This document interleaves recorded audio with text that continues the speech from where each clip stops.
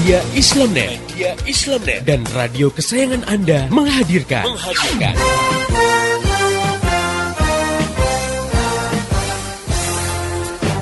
Voice of Islam. Saya pernah nonton satu acara televisi, di situ ada party, pesta-pesta di sebuah diskotik, lalu dibikin kuis. Cuman kuis itu syaratnya hanya boleh diikuti oleh pengunjung yang bawa alat kontrasepsi, alias kondom. Ternyata banyak yang bawa. Paling datang itu anak muda semua gitu kan. Kita ditanya, kenapa kamu bawa? Loh, kita kan nggak tahu apa yang terjadi setelah ini. Wow, jadi mereka sudah sedia payung sebelum hujan gitu ya. Sedia kondom sebelum berzina. Astagfirullahaladzim ya. Kenapa kok seperti itu terjadi? Karena satu, karena kita sudah hidup di alam sekuler. Hidup dengan landasan memisahkan agama dari kehidupan. Jadi agama udah nggak dipandang.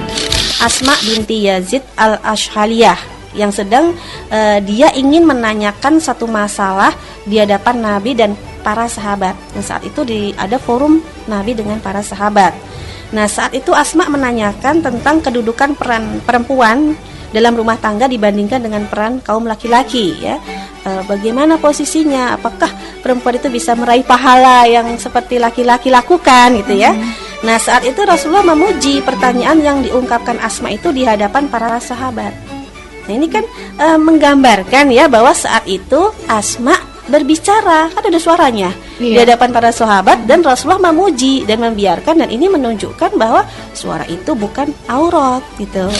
Dalam Islam, kehidupan laki-laki dan perempuan itu diatur baik dalam kehidupan umum, misalnya dalam pergaulan di sekolah, di terminal, di jalanan umum, di perkantoran ya gitu.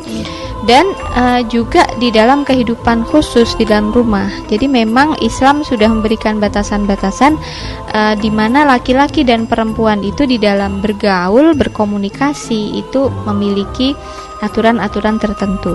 Jadi bukan berarti dengan diatur dipisahkan gitu ya kehidupan laki dan perempuan, benar-benar laki perempuan tuh nggak boleh ngomong, nggak boleh ketemu gitu. Ada yang mungkin menganggap kejem banget Islam tuh ya, jadi kayak di karantina gitu laki dengan perempuan. Tidak demikian. Namun ini catatan pentingnya, bukan berarti diperbolehkan jadi segalanya jadi boleh gitu ya. Dalam persoalan yang bersifat pribadi, nah ini tidak boleh laki-laki dan perempuan yang bukan mahramnya itu menjalin hubungan khusus gitu ya tanpa disertai mahram.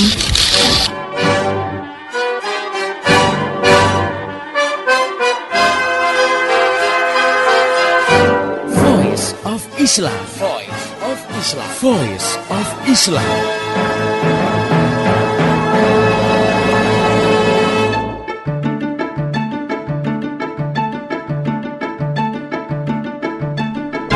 Halo Indonesia, Assalamualaikum warahmatullahi wabarakatuh. Jumpa lagi dengan saya Purwaryandi dalam program Voice of Islam, kerja bareng Media Islamnet dengan radio kesayangan kamu. Selama 30 menit ke depan, Voice of Islam akan menemani sobat muda sekalian dalam rubrik yang muda yang bertakwa, sebuah rubrik yang didedikasikan pada kamu semua, anak-anak muda seluruh Indonesia. Kali ini kita akan membahas mengenai kebiasaan-kebiasaan yang salah yang kamu lakukan di bulan Ramadan. Sobat muda, tentunya saya nggak sendiri. Di depan saya sudah hadir Ustadz Iwan Januar. Beliau adalah seorang penulis buku remaja. Baik, kita sapa dulu beliau. Assalamualaikum Ustadz. Waalaikumsalam warahmatullahi wabarakatuh. Ya, kali ini kita akan bahas tentang kebiasaan-kebiasaan yang salah di bulan puasa. Tentunya kamu juga tahu bahwa di Indonesia, saya nggak tahu kalau di negeri-negeri lain, tapi di Indonesia yang namanya bulan puasa itu banyak identik dengan berbagai hal. Tapi mulai hal yang benar yang memang datangnya dari Islam, ataupun hal-hal yang nggak benar, yang itu cuma kebiasaan aja. Ustadz, kita juga sering lihat bahwa pada bulan Ramadan banyak kebiasaan-kebiasaan yang dilakukan oleh kaum muslimin Indonesia adalah kebiasaan-kebiasaan yang itu adalah satu yang salah, satu yang tidak sesuai dengan Islam. Misalnya contohnya, kalau kita semua, tentu kamu semua sobat muda sekalian juga sering melakukannya, ialah balas dendam ketika buka puasa, Ustadz. Iya memang ya. Jadi kalau mau kita jujur nih lihat puasanya orang Indonesia, ya nggak semua tentunya ya, tapi masih banyak loh orang Indonesia ini yang puasa kok ternyata punya kebiasaan yang nggak ada asal usulnya dari Islam. Bahkan itu kayaknya puasa kok jadi semacam ajang pelampiasan hawa nafsu atau ngakalin hawa nafsu. Kenapa terjadi? Nah, karena memang di sini barangkali loh motivasi puasanya belum tulus ya, belum lempeng untuk mendapatkan ridho Allah. Dan yang kedua karena kurang ilmu. Jadi nggak tahu bahwa yang dikerjakan itu walaupun sudah jadi kebiasaan di masyarakat sebetulnya nggak sesuai dengan tuntunan ajaran Islam. Seperti tadi ya, banyak orang yang puasa tok ternyata cuman memindahkan jadwal makan doang ya. Dan bukan cuma mindahkan tapi dirapel, dijadiin satu. Karena siang nggak makan, digabung ke makan malam pas buka puasa. Sehingga banyak remaja juga orang tua sih pas buka puasa, masya Allah, di atas meja makannya sudah dikumpulkan berbagai macam hidangan untuk buka puasa. Dari mulai namanya kolak, ya, namanya juga goreng bakwan atau bala-bala, yang namanya mie, ya, yang namanya juga sambal, sirup, kolang-kaling, ya, itu baru hidangan pembuka loh. Ya, ketika orang beduk maghrib azan berkumandang, itu yang disantap dulu. Belum nanti hidangan utamanya, nasi, lauk pauk, dan nanti pada tarawih ada hidangan cuci mulut. Nah, kalau nggak bakso rujak biasanya ya. Nah, ini satu contoh juga bahwasanya kok ada orang dan masih banyak ternyata orang yang membudayakan buka puasa sebagai ajang balas dendam. Karena tadi siang gue nggak makan, kita nggak minum. Nah, nih pas buka puasa betul-betul jadi ajang pelampiasan kelaparan kita yang sebetulnya justru tujuan Allah memberikan kita kewajiban puasa dengan menahan lapar dan haus supaya kita bisa ya merasakan penderitaan orang-orang yang kelaparan, yang kemiskinan, dan juga supaya kita bisa mengendalikan hawa nafsu makan. Kok malah sekarang ditabrak ya, kita siang nggak makan tapi ternyata kita lampiaskan pada waktu berbuka. Ini satu contoh loh ya yang harus kita hindari jauh-jauh dan jangan diulangi lagi, jangan dibiasakan, yaitu balas dendam pada waktu berbuka puasa. Sayangnya oleh sebagian orang sudah dijadikan sebagai kebiasaan. Dan bukan cuma itu saja, tapi masuk bulan puasa seringkali nih ya, ibu rumah tangga juga remaja membuat-buat atau mengada-adakan makanan yang sebetulnya itu nggak perlu, yang di bulan lain nggak ada tapi di bulan puasa kudu ada. Kayaknya jadi syarat sah buka puasa. Harus ada kolak, harus ada ini, harus ada itu. Padahal sama sekali tuh Nabi nggak pernah nyuruh kita bikin kolak kalau buka puasa. Nabi nggak pernah nyuruh kita makan bala-bala atau bakwan, nggak ada. Jadi sebetulnya ya biasa aja lah kita buka puasa, jangan menambah-nambah sesuatu yang sebetulnya nggak ada, walaupun barangkali sudah dianggap sebagai uruf atau kebiasaan di tengah-tengah masyarakat kita. Atau kalau nggak makan sama sekali, gimana tuh Ustaz? Nggak makan sama sekali ya, jadi terus gitu. Tanggung gitu. Puasanya, ini nggak boleh juga, karena justru anjuran untuk orang yang berpuasa begitu datang waktu azan maghrib maka sunahnya menyegerakan berbuka puasa. Jangan, sayang sampai isya deh gitu. Siapa tahu pahalanya nambah Ustaz. Bukannya dapatnya malah kehilangan kesempatan dapat pahala menyegerakan berbuka puasa. Ya Ustaz, ada yang lain yang ini banyak banget di kalangan anak muda. Tentu sobat muda sekalian juga mungkin kamu aktivisnya, mungkin kamu pernah melakukan atau kamu sedang melakukan. Itu asmaul subuh Ustaz. Iya nih, kalau kita intip nih ya, kalau kita keluar pagi-pagi pada sholat subuh itu harusnya kan kesempatan loh untuk kita perbanyak ibadah.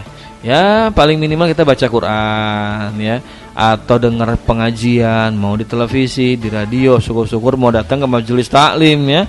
Jangan malah tidur lagi. Karena ingat loh, kata Nabi makruh tidur setelah sholat subuh. Ya. Ini mah bukannya mengerjakan yang mengundang pahala, malah mengundang dosa, yaitu asmara subuh.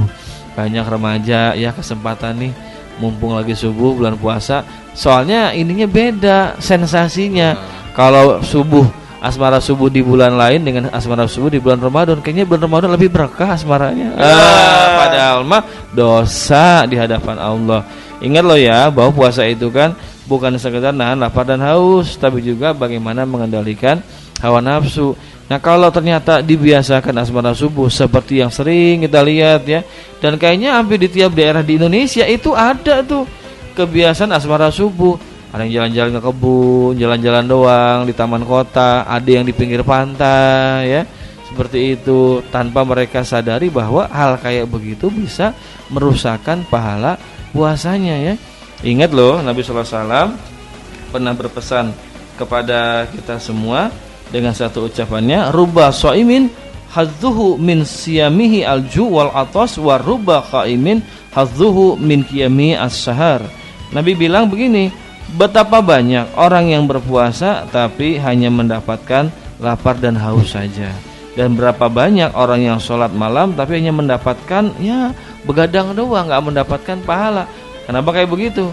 Karena dia berpuasa tapi tadi tidak mengendalikan hawa nafsu, termasuk bagaimana bergaul dengan lawan jenis. Yang sayangnya nih zaman sekarang sudah dianggap sebagai hal yang lumrah, jamak. Padahal Masya Allah, jangankan di bulan puasa, di luar bulan puasa aja nggak boleh tuh melakukan hubungan gelap yang dilarang oleh Allah Subhanahu wa taala. Kalau terang Ustaz? Terang udah sama ya. Itu. Apalagi terang-terangan, gelap aja nggak boleh, apalagi terang-terangan. Ya, mungkin kamu-kamu semua yang sedang menjadi aktivis asmara subuh atau pernah menjadi aktivis asmara subuh, cepat-cepat tobat.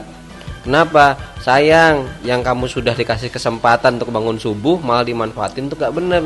Padahal ketahuan kan kalau nggak bulan puasa nggak pernah bangun subuh ya. Ya Ustadz, kita juga lanjutkan bahwa ada juga kalau kita lihat bahwa kecenderungannya di TV-TV, di media, di koran, di majalah, itu bulan puasa itu yang harusnya menjadi bulan untuk mendapatkan banyak pahala, bulan untuk mendapatkan banyak maghfirah, bulan untuk mendapatkan banyak berkah, malah diisi bukan hanya dengan ceramah. Kadang-kadang ceramah juga isinya lebih banyak entertainmentnya Ustadz. Bahkan cenderung sekarang itu yang mewabah itu adalah bukan acara ceramah tapi acara-acara lawakan, acara banyolannya atau acara-acara info selebritis, infotainment Ustadz. Itu gimana Ustadz? Itulah ya, karena kaum muslimin sekarang ini jadi bingung ini Ramadan mau ngapain nih. Ditambah lagi juga ya pertelevisian kita ya, dunia broadcasting kita ini kan ngejar rating dan iklan. Nah kalau misalkan bulan puasa isinya ceramah mulu, kayaknya bosen nih. Atau dengerin bacaan Quran terus, mereka anggap oh ini bosen. Maka pengennya ada sesuatu yang memikat. Padahal ternyata itu bisa merusak ya suasana kehusyuan kita beribadah puasa. Iya dong, masa ceramah lebih banyak banyolannya, bahkan juga ada bencong-bencong segala loh. Yang namanya dalam Islam itu kan dilarang adanya perbencongan. Tapi sekarang malah dibiarkan, malah jadi bintang dalam acara-acara Ramadan. Masya Allah, itu berarti sudah menabrak rambu-rambu yang sudah dibuat oleh Allah Subhanahu wa taala. Kudunya bulan puasa mbok ya pada taubat gitu kan. Kita khusyuk dengarkan ceramah, pengajian yang mensucikan diri, bukan yang malah justru membuat acara-acara yang merusak kekhusyuan ibadah puasa. Dan akhirnya kalaupun ada ceramah diselingi lawakan, yang lebih menonjolkan lawakannya atau hiburannya ketimbang ceramahnya. Ceramahnya ketilep, hiburannya yang justru malah diingat-ingat oleh banyak orang. Ini tanggung jawab kita semua, khususnya nih ya para pemilik pertelevisian ya, semoga ya jangan hanya ngejar rating, ngejar iklan dengan mengorbankan kekhusyuan ibadah puasa loh. Ya Ustaz, tentu masih banyak hal-hal lain yang telah menjadi satu kebiasaan yang entah benar entah salah itu sudah menjamur, sudah mewabah, sudah mendarah daging di Indonesia. Nah sebelum kita lanjutkan Ustadz, kita akan ikuti dulu selingan berikut ini. Tetap setia di Voice of Islam. Assalamualaikum, apa kabar saudaraku sekalian? Daku mendoakan kamu selamat sejahtera. Assalamualaikum, dari hati yang ikhlas kami harapkan agar sekalian insan telah mendapat hidayah.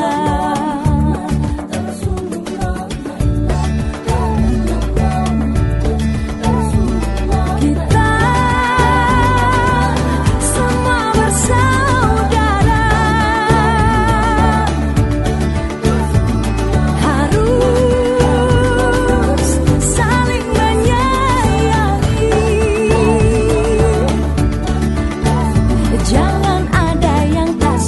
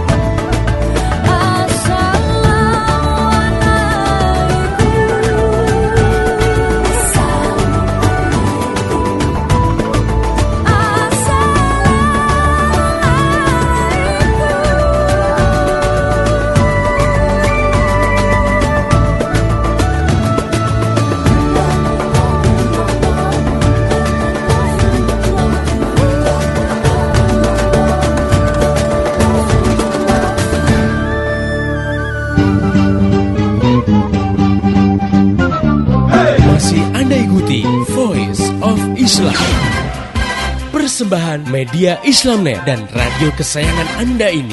Voice of Islam, Voice of Islam, Voice of Islam.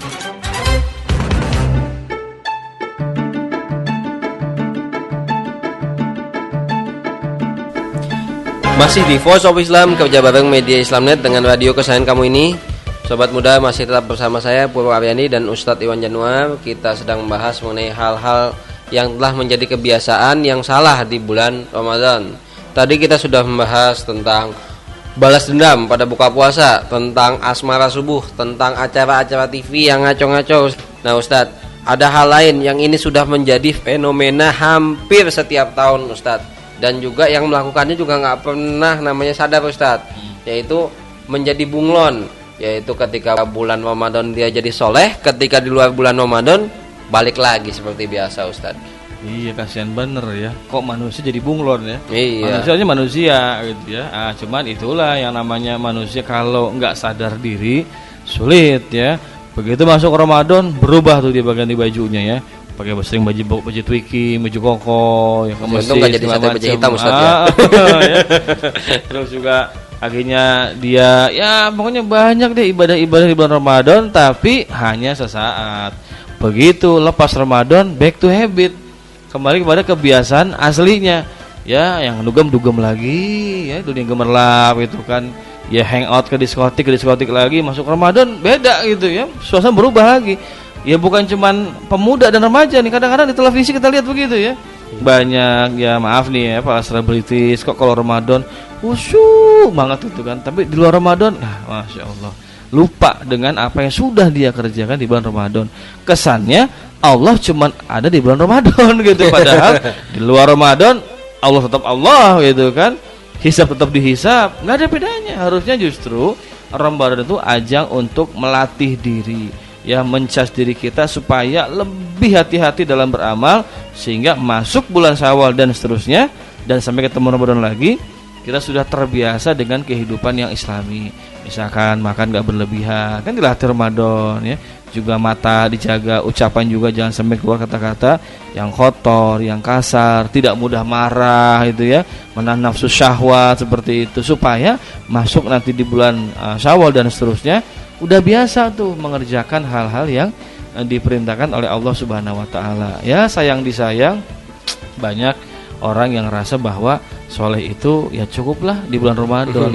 Kenapa demikian? Karena sudah kena penyakit virus sekularisme, memisahkan agama dari kehidupan, bahwa agama itu adanya cuman pas di momen-momen ritual ibadah.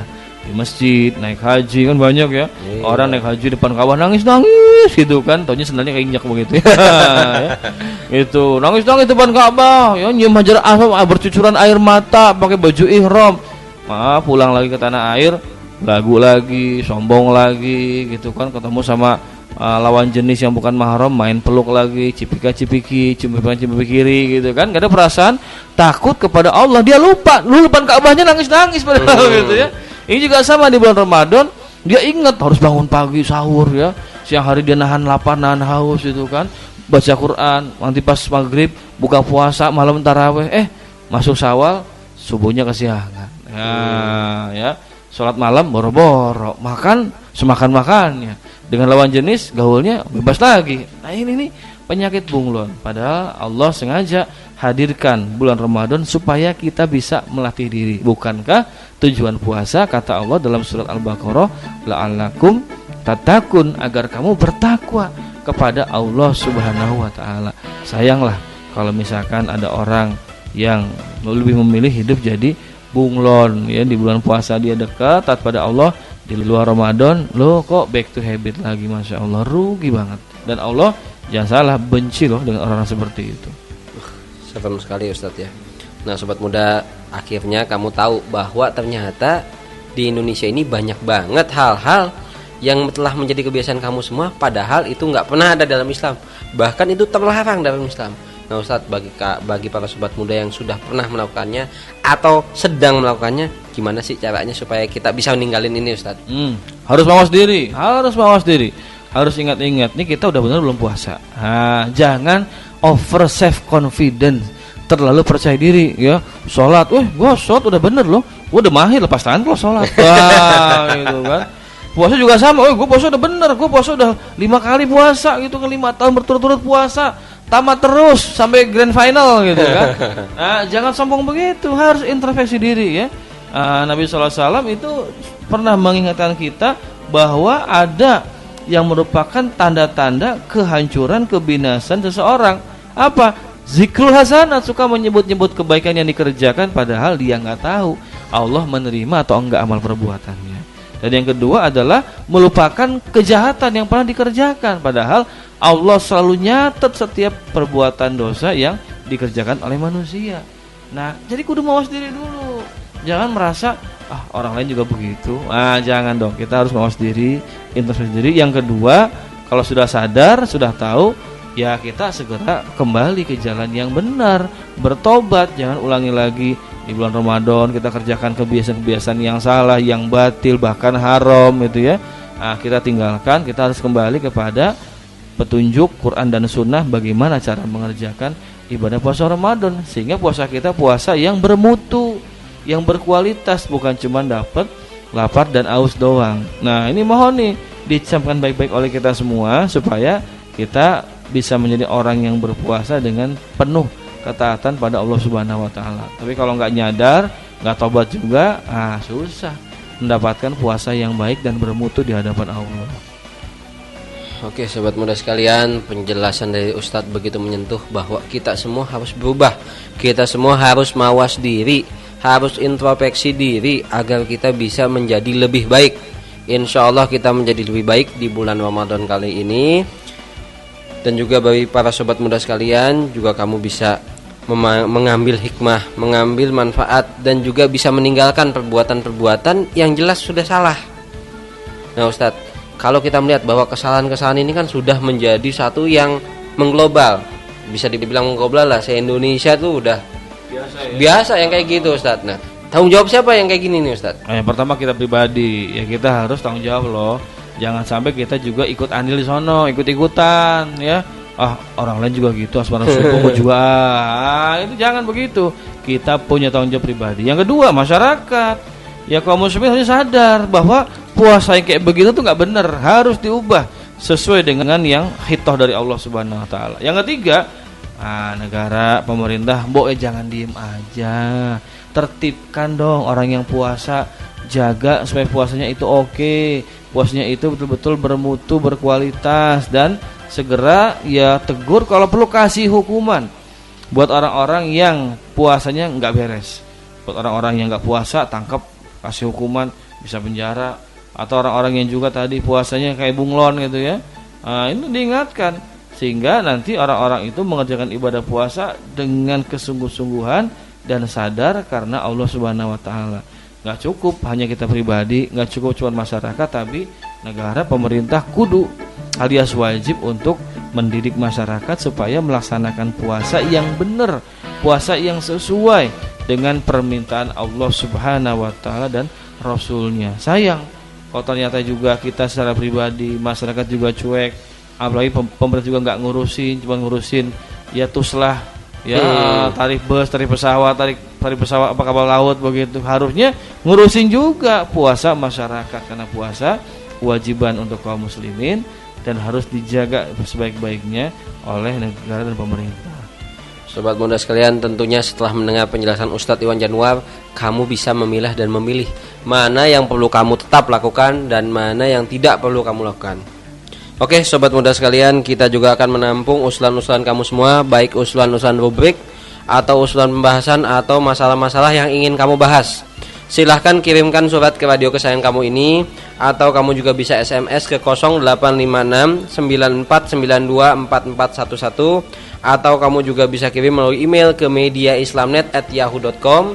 Dan juga kamu juga bisa mendapatkan informasi lebih jauh mengenai Voice of Islam di www.gaulislam.com.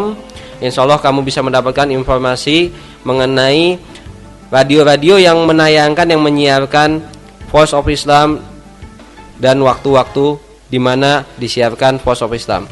Saya Purwariandi dan seluruh kerabat kerja yang bertugas mengucapkan terima kasih pada Ustadz Iwan Januar. Sama-sama. Terima kasih juga kepada kamu semua yang telah setia mendengarkan acara ini. Pesan dari kami, sampaikan apa yang kamu dengar ke teman-teman kamu semua. Insya Allah ini akan menjadikan pahala bagi kamu. Dan juga kamu bisa memberitahukan pada teman-teman kamu bahwa mulai sekarang kamu bisa melihat, mendapatkan informasi lebih jauh tentang Voice of Islam di www.gaulislam.com. Dan besok insya Allah Voice of Islam akan hadir kembali di waktu yang sama dan gelombang yang sama. Mari menimbang masalah dengan syariah. Wassalamualaikum warahmatullahi wabarakatuh. Info teknologi.